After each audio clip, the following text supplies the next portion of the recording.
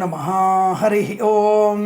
ధ్యాయే సూర్యమనంతకోటికిరణం తేజోమయం భాస్కరం భక్తానామభయప్రదం దినకరం జ్యోతిర్మయం శంకరం. అందరికీ నమస్కారం. మనకి వచ్చే మాఘమాసం అంటే మనకి ఫిబ్రవరి 9వ తేదీ మౌని అమావాస్య రోజున రుద్రాభిషేకాలు చేసుకుంటూ మనము తదుపరి వచ్చేటువంటి మాఘమాసం అంటే 10వ తేదీ నుంచి వచ్చేటువంటి మాఘమాసంలో మనకి విశేషమైనటువంటి ఒక మొట్టమొదటి పండుగ వస్తుంది. ఒకటి అదేమిటంటే రథసప్తమి. సూర్యుడి యొక్క ప్రచండ భానుడి యొక్క వెలుగు ఉద్ధృతమయ్యేటువంటి రోజు. మనకి నిజంగా చెప్తున్నాం కదా, మన సనాతన ధర్మంలో ఋతువుల్ని బట్టే మనకి పండుగలు పబ్బాలన్నీ ఉంటాయి. సో అంటే ఏదైనా విశేషమైన కార్యక్రమం ఉంటే భౌతికమైన ఆరోగ్యప్రదమైనటువంటి పండుగలే తప్ప ఇష్టం వచ్చినట్టుగా తాగి తందనాలాడేటువంటి పండుగలు మనవి కావు.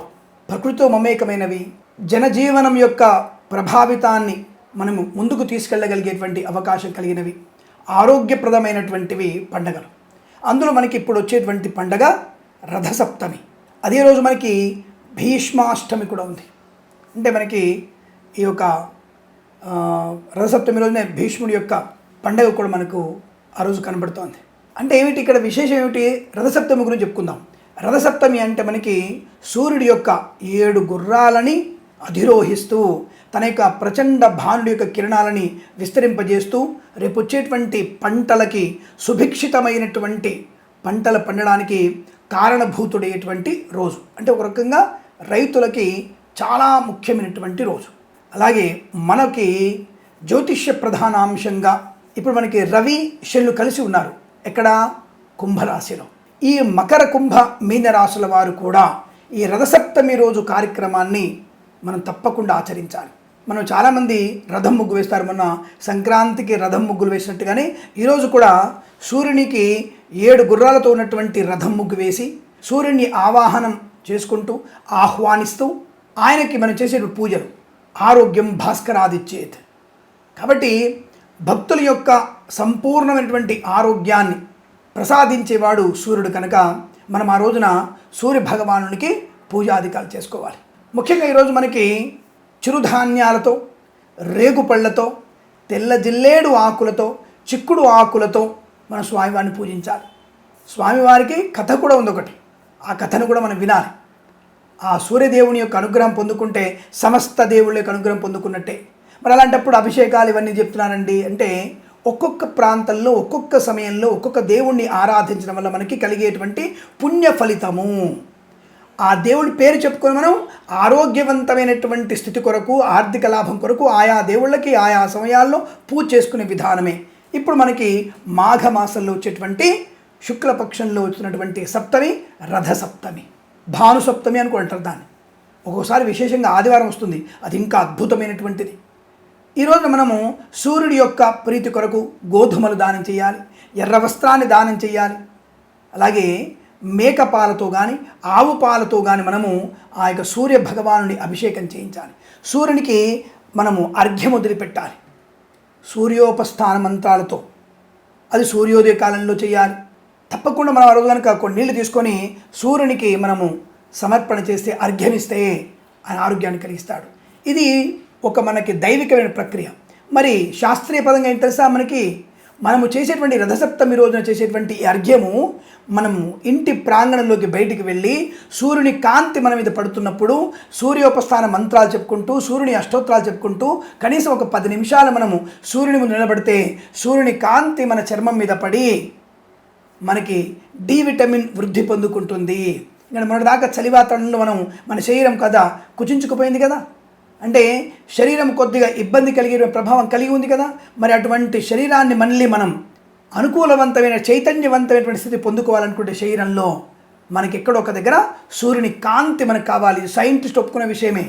కాబట్టి మన వాళ్ళు ఇటువంటి సూర్యుడిని మనం నమస్కారం చేసుకుంటూ సూర్యుని ముందు నిలబడి మనకు 10 నిమిషాలు కాంతిని స్వీకరిస్తే ఆరోగ్యం పొందుకునే అవకాశం ఉంటుంది. మరి రేగుపళ్ళని తినాలి ఆ రోజు అంటే సి విటమిన్ లోపలికి వచ్చిన తర్వాత సి విటమిన్ వల్ల మనకు అనేక రకమైనటువంటి మలినాలు లోపల వల్ల తొలగిపోతాయి. ఆరోగ్యవంతమైనటువంటి సిరలు, దమనులు ఉత్పత్తి అవుతాయి, హార్మోన్స్ ఉత్పత్తి అవుతాయి. చిక్కుడు గింజల వల్ల శరీరం లోపల ఉండేటువంటి కండరాల వృద్ధి కలుగుతుంది. ఇది మన సైన్స్కి మించినటువంటిది మన సనాతన ధర్మం. ఇది ఎవ్వడు కూడా చెప్పడు. ఇది మన సనాతన ధర్మంలో మన పుస్తకాల్లో నిక్షిప్తమైనటువంటి విషయాలు. అందుకే బ్రిటిష్ వాళ్ళందరూ కూడా మనకి నలంద విశ్వవిద్యాలయంలో ఇటువంటి పుస్తకాలన్నిటి కూడా తగలబెట్టేశారు. అటువంటి దరిద్రపు వ్యక్తులు మన చుట్టూ ఉన్నటువంటి వ్యక్తులు. మన వాళ్ళు కూడా నాస్తికవాదంతో ఇంకొక వాదంతో మనకున్నటువంటి అనేక రహస్యాలన్నీ కూడా వాళ్ళు నాశనం చేయడానికి ముందుకున్నారు. జన అజ్ఞాన వేదికల వాళ్ళు కూడా. కాబట్టి అటువంటి వాళ్ళకి మనం సమాధానం చెప్పి తీరాలి. అప్పుడు ఏం చేయాలి? మనం రథసప్తమి రోజున తప్పకుండా సూర్య నమస్కారాలు చేసుకోవడం, గోధుమలు దానంగా ఇవ్వడం, చిరుధాన్యాలు నైవేద్యంగా పెట్టి తినడం, బెల్లము, నల్ల నువ్వులు లేదా తెల్ల నువ్వులు నైవేద్యం పెట్టి అవి మనం స్వీకరించడం. అలాగే ఆ సూర్యనారాయణ మూర్తికి మనం అభిషేకాదులు అర్చనలు చేసి స్వామివారి అనుగ్రహాన్ని పొందుకోవడం. ఈరోజు విశేషంగా ఈ రోజున మనము మకర రాశి వాడు, కుంభరాశి వాడు. ఇప్పుడు కుంభరాశిలో రవిశనుల కలయిక ఉంది. ఇప్పుడు అంటే ఎప్పుడో ఒకసారి కలుస్తుంటారు. 12 మాసాల్లో ఒక మాసం శని రవులు కలుస్తుంటారు. కానీ ఈసారి విశేషంగా మకర కుంభరాశిలో శని యొక్క రాశిలో రవి వచ్చి ఉన్నాడు మన మకర సంక్రాంతి రోజున. ఇప్పుడు శని రవి కలిసి ఉన్నారు స్వక్షేత్రంలో, ఈ యొక్క శనీశ్వరుడి యొక్క క్షేత్రంలో కుంభంలో. కాబట్టి ఇంకా విశేషమైన ఫలితం ఉంటుంది మనకి. తప్పకుండా మనం ఈ రోజున ఈ నల్లనువ్వులు దానం చేసుకోవడం, గోధుమలు దానం చేయడం, ఆవు పాలతో స్వామి అభిషేకం చేయడం, ఎర్ర వస్త్రాన్ని దానంగా ఇవ్వడం వల్ల మనకి మంచి ప్రయోజనం ఉంటుంది. సూర్యాష్టోత్తరాలు చదువుకోండి, విశేష ఫలితం ఉంటుంది. చిక్కుడు ఆకులతో మనము స్వామివారికి మాల సమర్పణ చేయాలి. చిక్కుడు ఆకులతో, అలాగే తెల్ల జిల్లేడు ఆకులతో స్వామివారికి సమర్పణ చేయాలి. ఈరోజు మనం తప్పకుండా తలంటు స్నానం ఆచరించాలి. తెల్ల జిల్లేడు ఆకులని, చిక్కుడు ఆకులని, కానీ దర్భలంటే మనకి దర్భలు దొరుకుతాయి. ఆ దర్భల్ని నీళ్ళలో వేసుకొని, తెల్ల నువ్వులు కూడా అందులో వేసుకొని, శిరస్సు మీద మనము తెల్ల జిల్లేడు ఆకును పెట్టుకొని సూర్యనారాయణ స్వామినే నమః, గంగే చ యమునే కృష్ణే గోదావరి సరస్వతి నర్మదే సింధు కావేరి జలేస్మిన్ సన్నిధింకురంటూ ఆ గంగాయ నమః గంగాయ అంటూ తెల్ల జిల్లేడు ఆకును నెత్తిన పెట్టుకొని తలకు స్నానం పోసుకోవాలి. అప్పుడు మనకి అనుకూలమైన ఆరోగ్యం పొందుకుంటాం. ఇది సశాస్త్రీయమైనటువంటిది. తెల్ల జిల్లేడు ఆకులు తెంపకండి. ఆకులు శుభ్రంగా వేరు కడిగి అప్పుడు ఆకుని శిరస్సు పెట్టుకుని స్నానం చేయండి. సమస్త రోగ నాశనాన్ని పొందుకుంటాం. నేత్ర సంబంధ వ్యాధుల నుంచి బయటపడతాం. అలాగే ఆత్మపీడా పరిహారం అంటే మానసిక వ్యాధిగ్రస్తులు కూడా ఈ యొక్క పూజల వల్ల మంచి అనుకూలవంతమైన ఆరోగ్యాన్ని, మతి స్థిమితాన్ని మళ్ళీ సమకూర్చుకొని మంచి జ్ఞానవంతులయ్యేటువంటి అవకాశం ఉంటుంది. కనుక అందుకే మనకి పిచ్చి ఆసుపత్రిలో ఉన్నటువంటి వ్యక్తులకు కూడా ఈరోజు మనము రేగుపళ్ళు, బెల్లముతో ఉన్నటువంటి నువ్వుల తెల్ల నువ్వుల ఉండలు, అలాగే వారికి కూడా వీలైతే తెల్ల జిల్లేడు ఆకులు తెల మీద పెట్టి స్నానం చేయిస్తే తప్పకుండా సూర్యుని అనుగ్రహంతో వారందరూ కూడా మంచి మతిని పొందుకుంటారు, అంటే బుద్ధిని పొందుకుంటారు. అనారోగ్యం నుంచి బయటపడి ఆరోగ్యవంతులే అవకాశం ఉంటుంది. తప్పకుండా ఇటువంటి మనం చేయడం వల్ల విశేషం. కాబట్టి మీరు తప్పకుండా ఈ యొక్క మకర కుంభ మీన రాశుల వారు, కర్కాటక రాశి వారు, వృశ్చిక రాశి వారికి ఈ శని ప్రభావం ఉంది. మరియు రవి మనకు శనితో కలుసున్నాడు కాబట్టి ఈ రాశుల వారు చేసుకోవడం వల్ల, ముఖ్యంగా సింహరాశి వారు కూడా ఇటువంటి పూజల్లో తప్పకుండా పాలు పంచుకోవడం వల్ల, ధాన్యాలు దానం ఇవ్వడం వల్ల అనుకూలవంతమైన పరిణామాన్ని, ఫలితాల్ని తప్పకుండా పొందుకుంటారు. కాబట్టి అందరూ కూడా ఇటువంటి పూజాధికాల్లో పాలు పంచుకోండి, అందరితో చేయించండి. ఇంటి నిండా మంచి రంగవల్లులు చేయండి. ఇంటికి గోధుమల్ని మూటగా కట్టి ఇంటి గుమ్మానికి కట్టండి ఈ మాఘమాసం మొత్తం. తదుపరి తీసి పక్షులకు వేయండి. ఏ పదార్థం మనకి వృధా కాదండి. ఆ గోధుమల్ని ఈ మాఘమాసం అయిపోయిన తర్వాత మనం పక్షులకి ఆహారంగా ఇవ్వండి.